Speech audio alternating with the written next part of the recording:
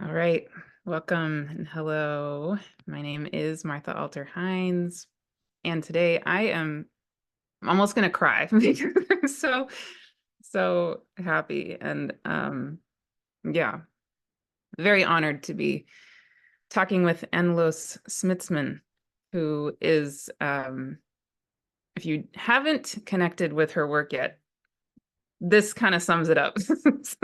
It's so beautiful and powerful and um beyond words, exactly what the world is needing. So I am really happy to be able to be talking with you today, Anneloes. And I can just give a little bit of background of how I connected with you and that kind of a thing. So you and I are both connected with Anne Baring, and I absolutely love Anne so much. And so 2 years ago, she actually recommended that I connect with you, and I bought your two books, which are right here, and I highly recommend to everybody. But for whatever reason, 2 years ago, it wasn't the timing or something for me to actually read them or connect. And then 2 months ago or so, I reached out to Anne again, and I said, I have this feeling that there's some people I'm meant to connect with. Do you have ideas? She said, well, I would really recommend Anneloes Smitsman. And then I looked in my, history of your name, and I realized, wow, this is the second time she's recommending I connect with you. I better do it. So then I really did actually read your books and connect with you. And I've told you, I just started crying because I really could not believe how resonant and how many connections it seems like your work and your soul calling have to mine and have to, all the work that I'm doing and people in my community. And it felt like we needed to connect. So, so here we are. And I'm just so happy to be. Thank you so much. Thank you. And it's a great joy and a great honor to be here with you in this conversation. Wonderful. Yeah. So then also to anchor this kind of in the bigger picture, one of the main things that strikes me about your work is that the biggest message or directive that I am getting from the spirit world for myself and in my work is this clear imperative. They say, you are now in the time of remembering. Humanity has been living in this time of forgetting. It's been all this destruction. And now you have to make a choice immediately, now, to be in the time of remembering. And the biggest component that I feel them advocating for in that time of remembering is to come back into to living what it is to be wholeness, or like Jude Currivan says, the unitive narrative. I think you maybe used those words too. And what strikes me the most, I think, about your work is that you also are living that, and not only living that, but giving structures for how that can happen. So I would love to ask you more. Let me just read your really short bio so people can have a tiny sense of the amazingness that is you. All right. So Dr. Anneloes Smitsman is a futurist, entrepreneur, systems scientist, best-selling author, keynote speaker, and award-winning pioneer in human development and systems change.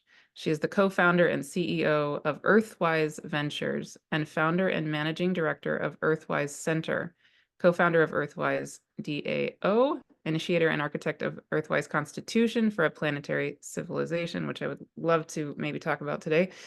And the lead architect of something very exciting, I think, coming up soon, which is the EARTHwise Game for Civilizational Transformation. And then, I mean, there's just so much here. You have a master's degree in law and judicial political sciences, and a doctorate from the Institute at the School of Business and Economics, and on and on and on. You've co-authored these two books that I have with Jean Houston. You've done beautiful, amazing development work in Mauritius, where you live, you know, just it goes on. It goes on and on and on. And yeah, so you and I both have this similar background, international background, and my background in social work links up with, anyway, there's so many connections. So wonderful. So why don't we start with, I would love to hear what is your deep soul calling? What is your overarching sense of your purpose in this lifetime, at least in this moment, from what you know of yourself? Yeah. Thank you. And thank you for the amazing introduction. My deepest soul calling right now, for this time, because I feel that that's actually been consistent throughout my life, is to get us out of the wrong game. So we're stuck in a game, very delusional game, where we're playing away our lives, we're playing away our future, we're playing away our planet, with all kinds of deceptions, while believing we're progressing, we're getting more intelligence, and we are evolving. And it's a bit like the frog in warm water, and you warm up that water more and more, and the frog doesn't jump out. It's getting used to the warming water until it's too late and it's cooked. Yeah. So this is what I see at our species, at that species level, is that we have been normalizing what's absolutely abnormal and unnatural. We've been justifying all kinds of behaviors and actions under the guise that it's necessary, either because life can be painful or otherwise sacrifices are necessary to progress. So we've created a whole mythology around the choices that we've been making, not realizing that another choice, we started with choice, that's another choice is possible. And so when you're talking about that deep remembering, to me, the first layer of the remembering is remembering what the choices are. And that some of those so-called choices are very deceptional. They appear as choices, but I don't believe that people want to consciously choose to harm their children, for example. So what means is a lot of the choices that are presented to us are dualized choices. They are choices of separation, where people feel that they're already so far down the track and they don't know how to get themselves back to life. Yeah? So that is, oh God, well, another compromise, what does it matter? Another layer of pain, what does it matter? You know, I'm already so far gone, or life is so hard, so a little bit more hardship, it doesn't matter. So the first one is, if you're accessing that power of choice from a place of remembering, then it's starting to see that, hold on, some choices have been made for me because I didn't realize my power to choose. Other choices were presented as if they are choices, but they're very deceptional, and it's getting us off track. So what really is the power of choice, and how can my power of choice align with life? So what would life, as a compassionate, whole, inclusive intelligence, wish for our species? And so it's I feel that I experience that myself, as the moment you're remembering that, you remember that you're being remembered. And when you're being remembered, then the word is no longer around awareness or forgetting, which is often the conventional context of remembering, but you are being remembered. Yeah. Membership. So you're being put back into the membership of life. You're being put back into the circle of life. And you need to step into that circle of life in order to access the remembering, because that is the remembering of a more evolved collective consciousness. It's of our, what I call our future human potential. When you tap into that intelligence and wisdom, you get access to understandings, capabilities, knowledge, wisdom that you cannot access just through your own personal individual self. Yeah. Yeah. And it's so fascinating when I'm reading, we can get more into the details of what your work actually is comprised of, which is so many things. So many things. But when I'm tapping into your work, specifically when I'm, you know, when I read these two books, which again are so beautiful, it's really interesting to me to compare the language that comes through for me and the language that seems to come through for you, because it's talking about the same thing, just in slightly different language. For me, what happens for me, and instead of putting it in the language of the future self and that mentality, my wording is, or my experience is that every day in my praying, I get taken out of the time-space continuum into the void, and then I'm shown the whole time-space continuum as a chrysalis or a womb, and then I'm I don't know what it is, the spirit world or source itself, or whatever it is, then comes through me, my body, and I see from that wholeness perspective whatever it is I'm meant to see, right? So it seems like it's the same idea. That Yes, it is. And this is also where the word future is for often for people very misleading, because people think future is something to do with time. I think future is what hasn't happened yet, it is tomorrow. Whereas the way that I work with future is that it is a possibility in a higher state. Yeah. And future is exactly. So that is where you, when you're going out, stepping outside of time, you go non-local. That's what you're experiencing outside of the space-time continuum. So you can accessing consciousness from a higher order. And then what you access, so I call it therefore future potential, not necessarily future self, is that our future potential is like the imaginal selves of that possibility space that we're pregnant of, but it requires our engagement with it for it to start giving us new visions, new perspective, ideas, dreams, and also the motivation and the passion for the greater possibilities that are calling us forth. So that's how I work. And I think that's indeed very similar as what you're describing, how you're working with that. So that's beautiful. Yes. Yeah. I love how you also, when you use the word future, you're very clear, but correct me if I'm wrong, you're very clear that you're using that word in the sense that there, in a sense, is no time and is no space. So the future, the past, and the present are here all at the same time. Yes, Yeah. Exactly. Future, I use future as an attractor. So future is a potential of a higher order that is attracting us forward to evolve, to learn, to be able to heal. It's a wholeness attractor. Great. So on a really practical level, just to ground your work a little bit and give people a sense of the amazingness of it. I mean, not only that it's amazing, but that it has the potential to, and it already is impacting our world in such concrete ways. I would love to talk a bit about the Constitution that you're part of and that you're, really the leader of. Do you want to give background about that, and also your background as in constitutional law itself and academically, right? That's right. I started with constitutional law, international law, and that was in the Netherlands at Leiden University. And then after that, I got very interested much more in what we would call sacred law or indigenous law and the laws of life. So it was my interest in constitutional law was really to understand what are the agreements that human beings have made throughout time to address certain challenges, conflicts, or possibilities. So a law is a parameter space. It can, on the one hand, it can act as a deterrent, it can act as an attractor, it can act as a way of creating conditions and agreements around that. So I found when I looked at law and lawmaking historically, you can see a lot of that into the consciousness of the people. Do people believe, the lawmakers at those times, that people are fundamentally flawed?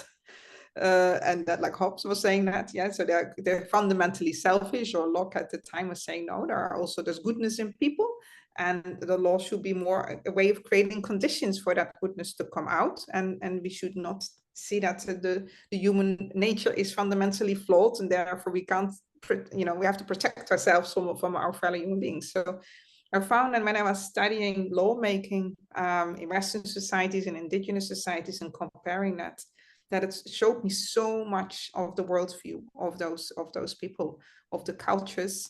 So it gave me a through line. And then after I completed those studies and I went to live in Australia for 8 years, I learned a lot from the indigenous people there. The concept of sacred law is very important, and that it's the law of the dreaming, which means it's a set of deeper universal principles. And that they say, if we educating our children into those sacred laws and principles, not dogmatically, but experientially, you go through that through ceremony, rites of passage, initiations. So you start to experience what that does with you, how you're part of these deep transformative creative forces of life in the universe.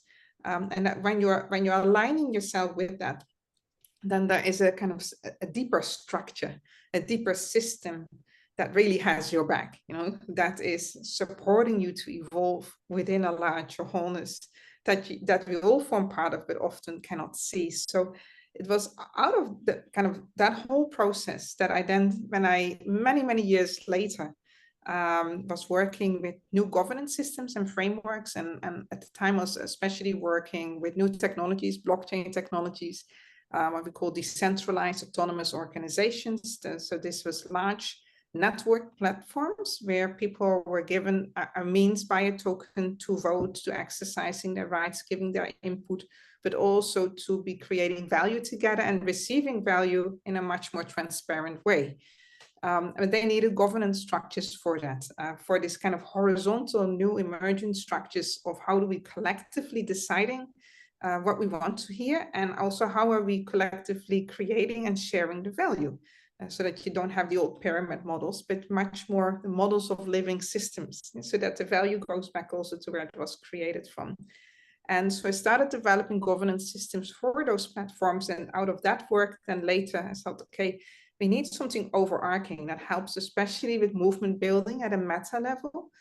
We need a kind of constitution for a new planetary civilization that then people can use from the meta level to translate it down to, okay, if I'm part of such a constitution, so if we see that we are in this renaissance period right now, so we are the dying of an old civilization and the making of a new one, but what's different now is we get to do it consciously. Choice again, as you said, remembering. So before civilizations were made, almost like for us or by default, and then later people write about what that civilization is. And now the opportunity is for us to actually become a co-architect, a co-creator of these new civilizations. And this is where I felt we really need a constitution that has the understanding of living systems, using the evolutionary principles of the deeper sacred laws that apply to our universe, that apply from the universe to galaxies, from galaxies to planets and stars, and then coming all the way to our Earth. I thought, imagine that we have a living, evolving constitution. And that will be the process of lawmaking and guiding our decisions, guiding the way we form agreements, guiding in how do we prioritize. So as part of that constitution, then I developed this compass. And that's the EARTHwise Compass. That's also the cosmic compass in the books and the Future Humans trilogy. And that compass then has within it that whole beautiful cosmology also that you interviewed Dr. Hugh Griffin with, that she's worked out so amazingly. And she looked at the universe as a unified wholeness, and what are the informational laws and principles around that. So the compass then guides then how we unfold that wholeness potential that we all are and that we all have. And then it unfolds that through a kind of a series of 3 evolutionary principles, 5 guiding wisdoms, 8 core values.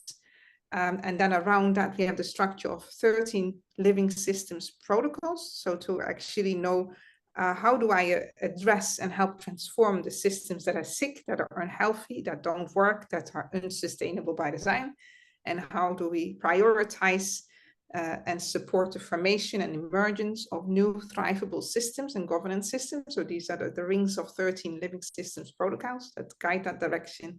And then the constitution and the compass then complete with 16 commitments. These are like 16 pledges that we can all make in order to make that transition and to co-create this beautiful, new planetary civilization. And bring forth the best of our abilities and love and passion. Absolutely amazing. There's so many things I could say. In the interest of time, I'll say 2 things really quick.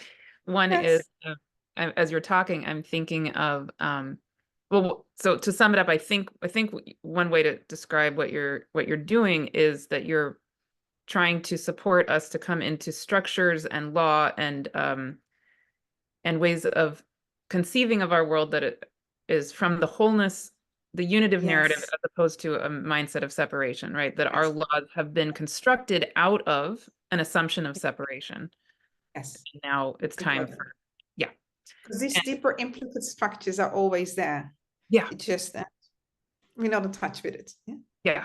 So I'll just say in my own life, really briefly, that when I was a social worker in the child welfare system here, you know, I was a supervisor at one point, and I was overseeing this really cutting edge, like very a program that basically was trying very hard to avoid taking children from their families and trying to give them, trying to give these families as much support as possible, et cetera, et cetera. And we had a director who was very supportive of this innovative program. Yeah. And then we got a new director who was much more conservative. And long story short, basically, she said to me, "You're too therapeutic. You're too kind. Like, you're too loving toward these people." And, you know, just that was the beginning of me exiting social work because, you know, Yes. no, I'm not going to be basically living out of a separation mindset. That's out of integrity and not okay. You know?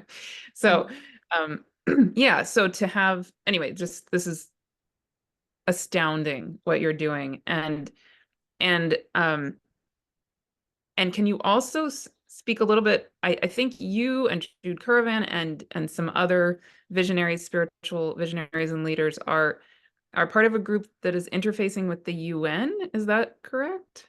Yeah, these Also, are the yeah. the kind of global dialogues, roundtable conversations. There's more to give input to the UN Summit of the Future that takes place in September. And so what we're doing now is kind of gathering a group of people, thought leaders from around the world on different topic areas, key topic areas, to give their inputs to how we, we see really that is necessary for the deeper systemic transformations that underlie the implementation of the UN Sustainable Development Goals. So these are the kind of deeper conversations that we are having, but again, coming from a process also of emergence, as Jude would always say, rather than just only going on the quick problem solving and fixing, because essentially, if we're looking at the reality today, there's a phenomenal gap in terms of where we should be going and where we are right now. So you could say the implementation of many of these sustainable development goals has not been as successful as it should have been.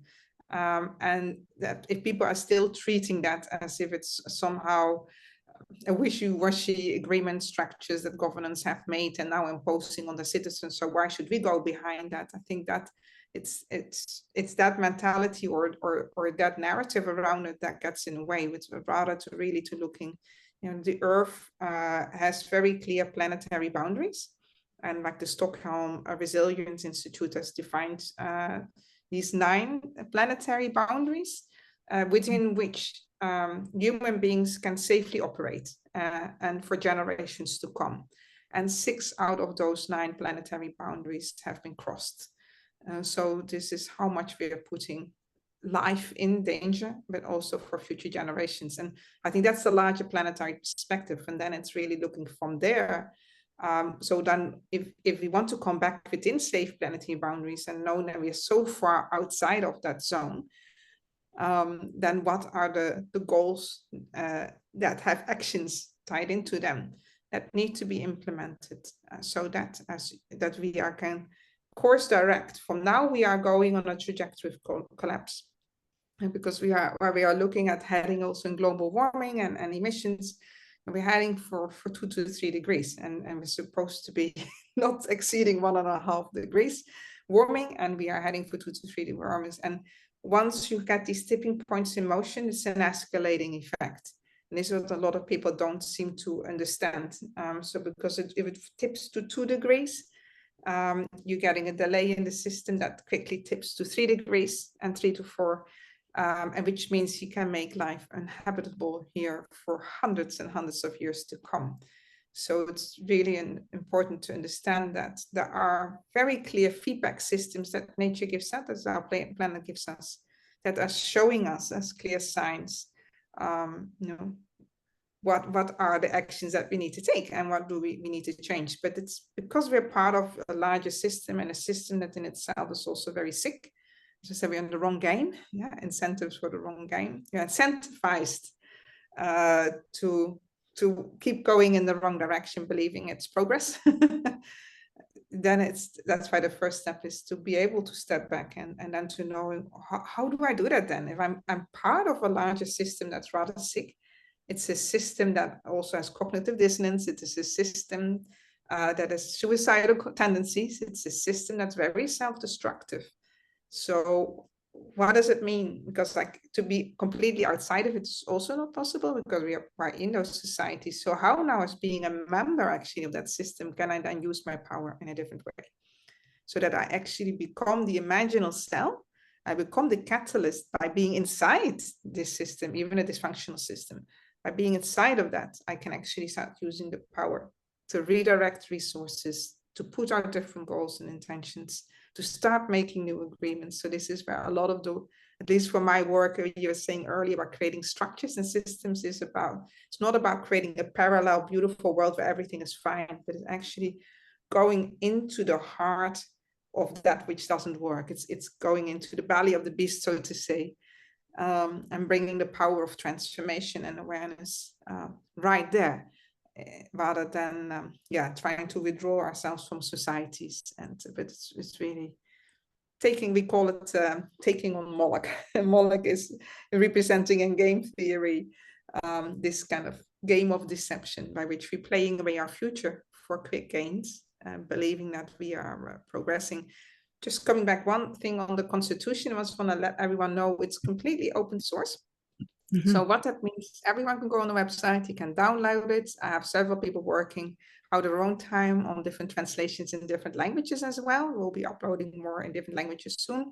And you can contextualize it to your own content. So being as a part of a Creative Commons and open source. So if you say the Constitution, that's a wonderful overarching framework, but I want something really for my organization or my movement or my neighborhood, you can adjust it in whatever way you want and work with it. So you create your own constitution. And that's really was kind of my intention. It was not to be stuck in a framework, but to inspire a constitutional approach to how we are driving that deeper transformation. Absolutely amazing. Yeah. And again, I'll be brief about my own experience, but I mentioned to you that I grew up in the world of international development. So I was born in Thailand, lived in Bangladesh, Pakistan, Kenya, and my family is very, very, very involved with USAID, the World Bank, CARES, all like many, many NGOs, the UN, etc. So I grew up inundated with that. That was my entire childhood, was that world. And I remember when I was 16, my dad actually, we were living in Kenya, but he took me to Eritrea for 3 weeks. And I sat in on some of his meetings with, the Minister of Education and the Minister of Health or whatever of the government of Eritrea.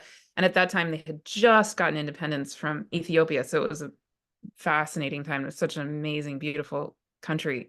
And I will never forget, in those meetings, I could, even at age 16, I could feel some of the ways in which my dad's attempts and the other American US person's attempt to help was beautiful and had such good intentions.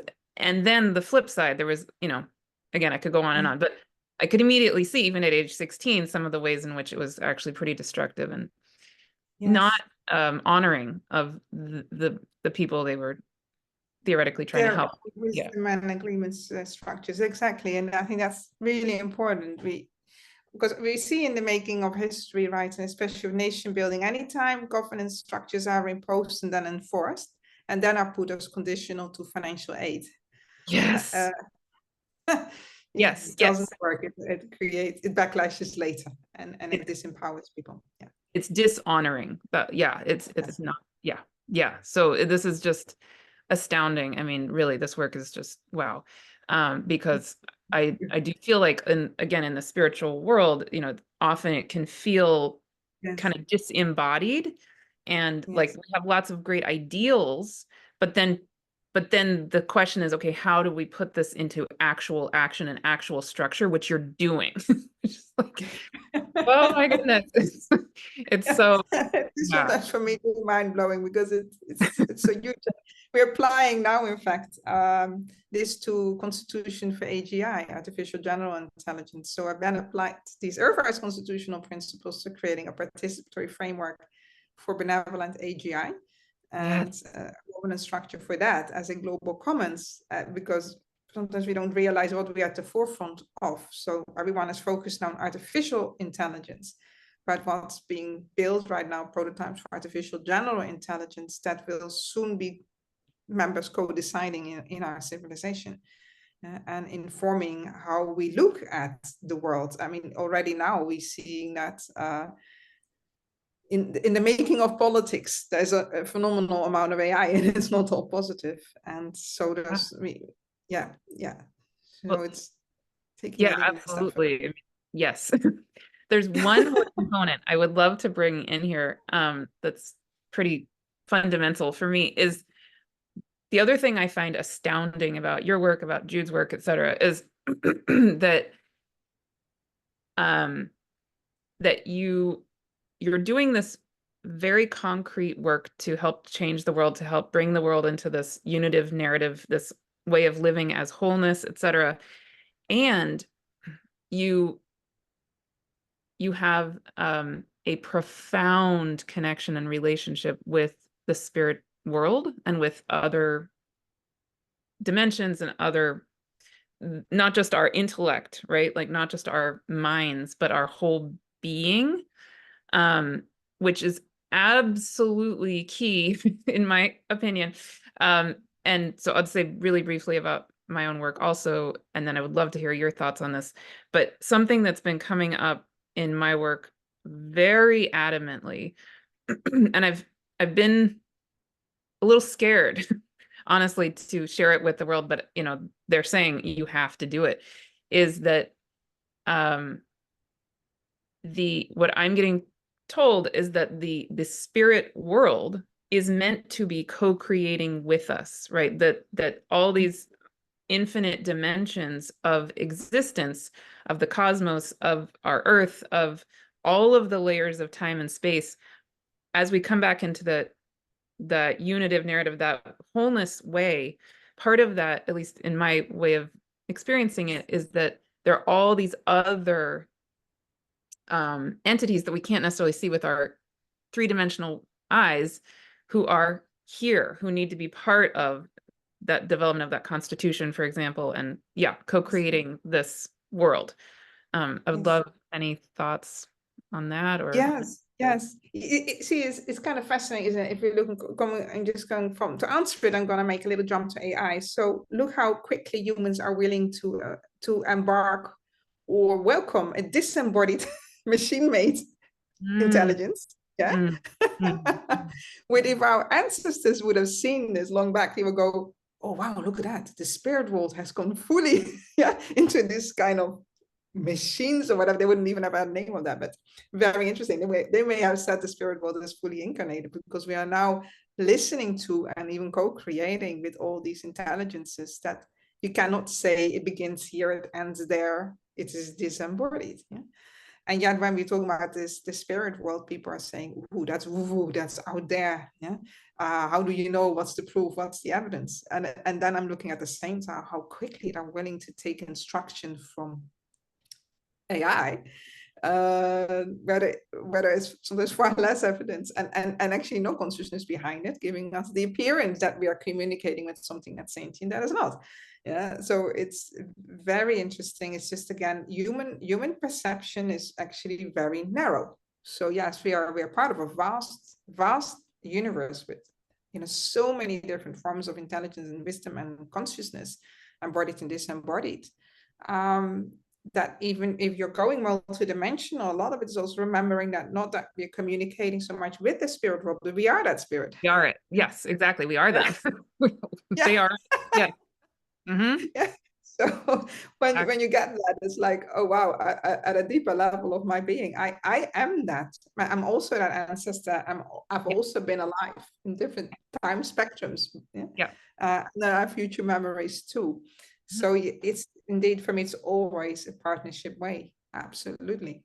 Yeah. And because we are part of the same wholeness, there's also a lot of interest from these greater wisdoms and intelligences to help evolve humanity to remember again that we are them and they are us. Yeah?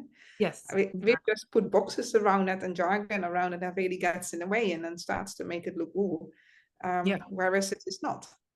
Right. No, and again, we could go on and on and on for hours about this, but so one of the things in my own experience is that when I am in various parts of the world, I can see the other dimensions. And I mean, I experience infinite dimensions all the time, all at the same moment, but in literal parts of the globe, for example, in Iceland, when in your books, when you talk about the Icelandic spirit world, that was one of the moments where I just started bawling because I've been to Iceland, and when I was there, I literally could see these tall elves and gnomes, big, gigantic gnomes, and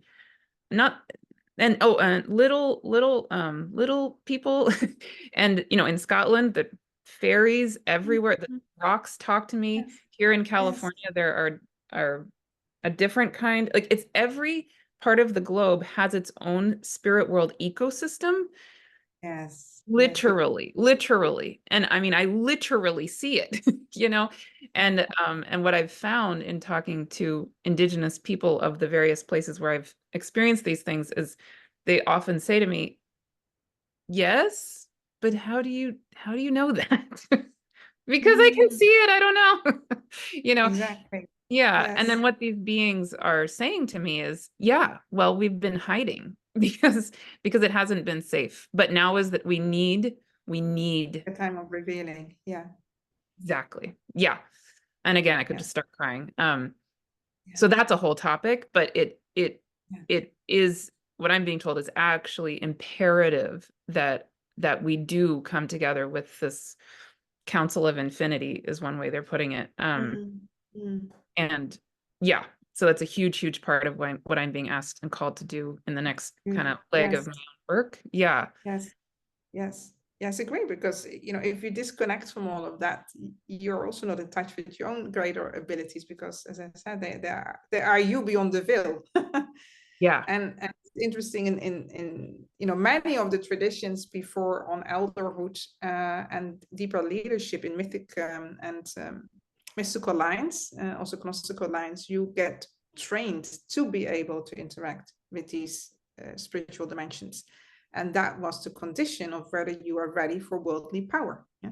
This is where the Druids, they would marry you even in the to the making of the kings and the queens at the time. There was an initiation by the Druids to marry you with the spirit world first, and the spirit world had to approve first if you were ready for that, and then you get access to the worldly power. That it's always a co-governance. These are the kind of sacred rites and passages and deeper structures. There's where the codexes, and these were the deeper agreements. These were the commitments. These were the deeper bonds that were then honored. And our task as humans was to steward that bond. Yes. And steward that in the world of the living. Yes, exactly. Yeah. Right. You're connecting so many dots inside of me right now. So all these things, all of these, yes, that parallels so many experiences I've had. And wow, thank you. That's amazing. Yeah. Okay, so just in the interest of time, I think the very last thing I would love to touch on briefly is another component of your work that I find astounding, amazing, precisely what the world needs, and also so resonant with the way I'm called to be in the world is your approach to leadership and your form of leadership. And and what I witness, at least in you and the, you know, the various, I've watched various videos on your YouTube channel and where you're holding spaces with people and things like that, is I think we've had a time where we've been, it's been pretty normalized to look up to gurus and, you know, outside figures of various kinds, which I think absolutely plays a role, is really key. We need elders, absolutely. Of course, you know, I honor so many elders and teachers I have, and and what I'm called to in my own way of leadership is really about co-creation, co-remembering. And it seems like that is also how you are called to hold your spaces, and to really nurture and encourage and celebrate and hold space for the deep inner knowing of the ancient being, the ancient wisdom in each of us, to come forward and to step into our own leadership as well. Yes. Right? Yes, that's it. Exactly. Yeah. Exactly. The stewardship approach. Again, a lot of that also for me, when I was learning about in the Australian Aborigines, their ways of growing into power, and that power is not something that you have or own. Yeah, power means custodianship, so it means something that you're trusted with. So whenever in my life I felt more power was coming to me, I took that approach of holding it in custody. So in custodianship, it's you being trusted with that to serve the greater wholeness. It's not something that you're using to exercise your ego or your will or pushing things through. But it's really, and then learning how do we hold that together. So when I'm working even with my team in EARTHwise, I always tell it's a very horizontal structure, but it's helping them to grow into their full potential. So and I always tell them, I'm not micromanaging you. I'm not going to do that. I'm not going to clock your time. If you agree on these are my deliverables and my tasks and responsibilities, what support do you need from me that you can rise to that? And if you're having challenges with that, how can the culture be so safe that you can come to me and say, you know, Anneloes, I'd love to do that, but I'm feeling really challenged right now, or I'm going through this personally, or I need some support, so that you don't get this focus of, again, only outcome goal oriented, but this compassion with it, compassion with responsibility, to then understanding what's going on for the person, and how do we create an enabling environment so they can rise to that. But then also as a team to start holding this collective leadership capability, knowing that the success of the whole requires the participation and engagement of the whole. And so the whole also needs to be healthy.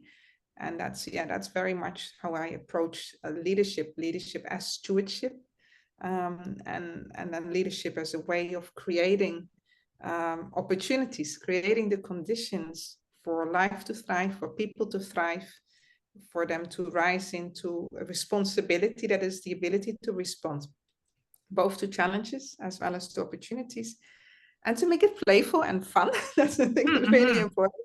Yeah, and a really healthy dosage of experimentation, because sometimes they're expecting that, oh, a leader has the answers. And it's like, no, we are in the biggest experiment. And as part of this experiment, we're going to, sometimes we're falling over or we're tripping, and sometimes we're getting it. And at other times we have to change course and listen to the feedback that we're getting. So it's a culture of innovation, experimentation, learning by doing, not trying to get for perfection, but really saying, you know, bring the best of yourself, and knowing that every day starts to grow a little bit more as well.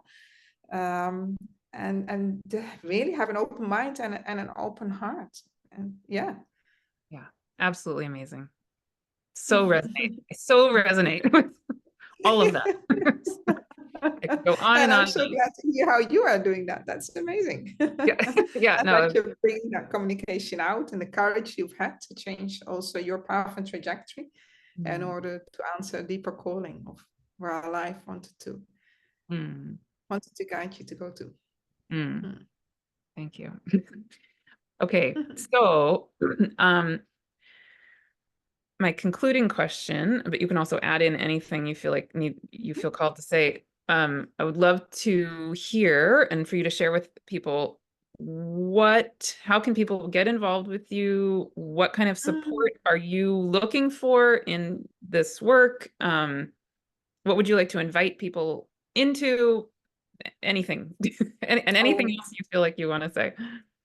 That is great. But I think that the way to get on board right now, because this is where we're working, or we're creating a new game to take on Moloch, to take on the deception. Yes. So we're calling it, Alwyn Crest of Time. Alwyn here represents the Alwyn tree of the druids, the elven tree of life in the game story. And if you go to EARTHwise.games, you will find there also a lot of social channels. So join us on Discord, on Telegram, join the conversation in the community, get involved, add your voices, give us feedback. There are 5 guardians that we're working with for a new time, as well as there are 5 shadow arcs of Moloch.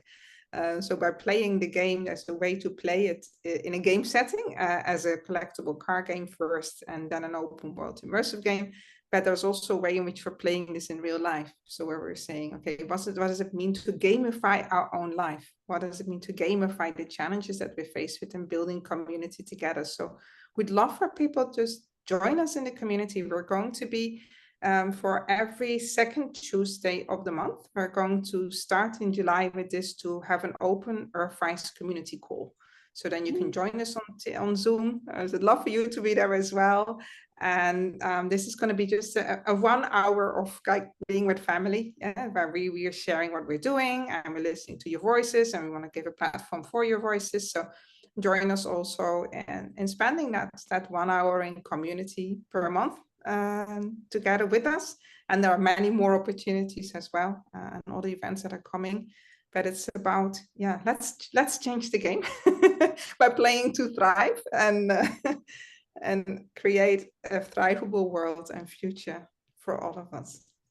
Amazing. And then you also have courses, right? Yes, that's right. There's also every last Tuesday of the month, I give an online monthly coaching class for our whole Future Humans community. So you're most welcome to join there as well. There's also always a few partial scholarships that I give away. If people are having, a challenging situation financially, please reach out. I don't want money ever to be a barrier. So yes, there is the monthly classes where we're going deeper into our future human potential. I'm going to actually work in the next class on deception. So this is going to be interesting, a whole class on seeing through the mechanisms of deception and how we see it play out and how we can shift it, how we can transform it. So that's going to be a very interesting one. There's been classes in there as well on the compass that we talked about before, on the 5 future archetypes, which are parts of my teachings as well. On the deeper cosmology, on the code of wholeness. So there's a lot of classes there, a lot of topics that you can see. There's an annual library as well there, where from all those years I've been giving these classes that you can access. With lots of, every class has a practice, has a meditation in it.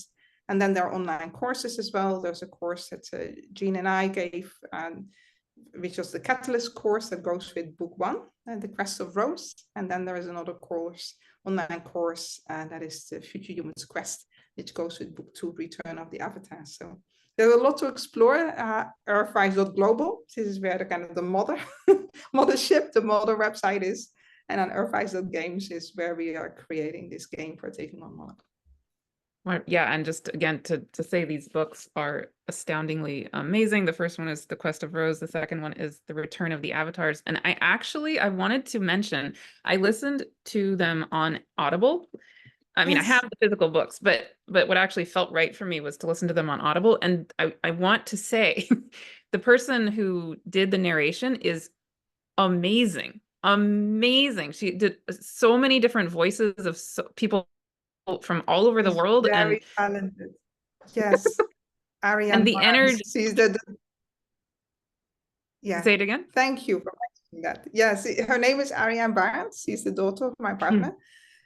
And she lives in the UK. Yes, yes. And she has this incredible talent for giving all these different dialects and accents. So she's both also an actress and a singer. And she works on diversity, inclusion, and women empowerment. And so she has she puts her heart and soul in it. Please please tell her she's amazing. And it's not that she can, not only that she can act well, it's also the energy coming through her being is so She really becomes the powerful. character. Yeah. Oh my God. Yes. Yeah, I highly, highly recommend all of the physical books, the audible, and whatever, all of it. Amazing. Yeah. Thank you so much. Thank you. Thank you so much. Wonderful. And yeah, is there one last thing?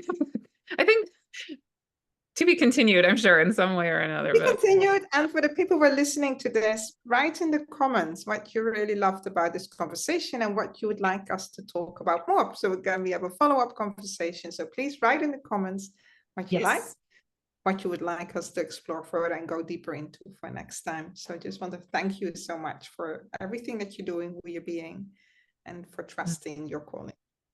Oh, same. Thank you.